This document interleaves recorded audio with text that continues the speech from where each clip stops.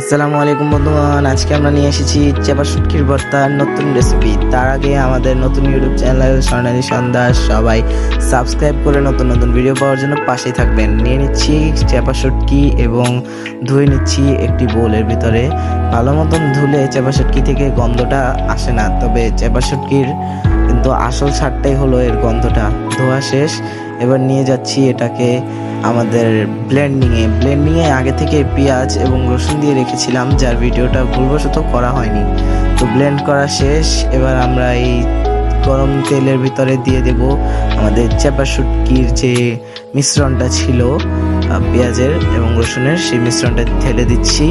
ভালো মতন ঢেলে দিচ্ছি, কারণ এগুলো আসলেই খেতে অনেক স্বাদ, তাই যত বেশি পরিমাণে থাকে তত বেশি ভালো।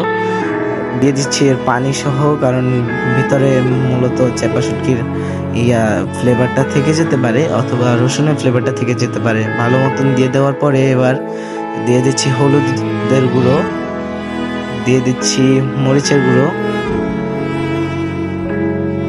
দিয়ে দিচ্ছি পরিমাণ মতন লবণ। এবার ভালো মতন নেড়ে নিচ্ছি।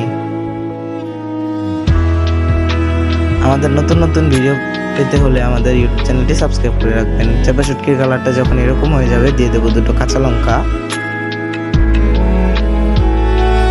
এবং দিয়ে দেব ধনিয়া পাতা। ধনিয়া পাতা মূলত সব পদের তরকারিরই স্বাদটা বাড়ায়, তবে মনে রাখবেন যত বেশি মশলা দিবেন ততই কিন্তু চেপা শুটকি খেতে খারাপ হবে। এজন্য মশলা বেশি দেবেন না, মাত্র পেঁয়াজ এবং রসুনটাই দেওয়ার চেষ্টা করবেন, এতে ঝাল ও ঝাঁঝটা বেশি থাকবে।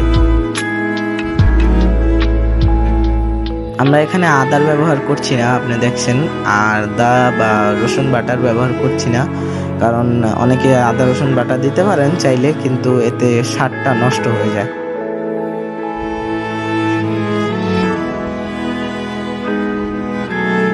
দেখুন কি সুন্দর একটা কালার এসে পড়েছে। ভালো মতন নাড়াচাড়া করে নিচ্ছি, কারণ এটা খেতে আসলে অনেক স্বাদ। তো ভালো মতন নাড়াচাড়া করলে আমাদের পুরোটার ভিতরে এই স্বাদটা চলে যাবে মরিচের এবং ধনিয়া পাতার। কে কিভাবে পেস্টটা বানায় এটা তার তার ব্যক্তিগত ব্যাপার, তবে আমরা এই পেস্টটা তৈরি করি হচ্ছে ব্লেন্ডারে। আগেকার বেটেই তৈরি করতেন, কিন্তু এখন তো যুগ আধুনিক হয়েছে, এখন আর এত বাটাবাটির কার দরকার আছে করার। তো হয়ে গেল আমাদের চেপা শুটকি, বেড়ে নিচ্ছি একটি প্লেটে। খুব সুন্দর দেখাচ্ছে, দেখতেই পাচ্ছেন, দেখতে খুব সুস্বাদু দেখাচ্ছে। তো আজকের জন্য এইটুকুই গাইজ, দেখা হবে নতুন কোনো ভিডিওতে নতুন কোনো রেসিপি নিয়ে। আজকে ভিডিওটি বেশি বড় করলাম না।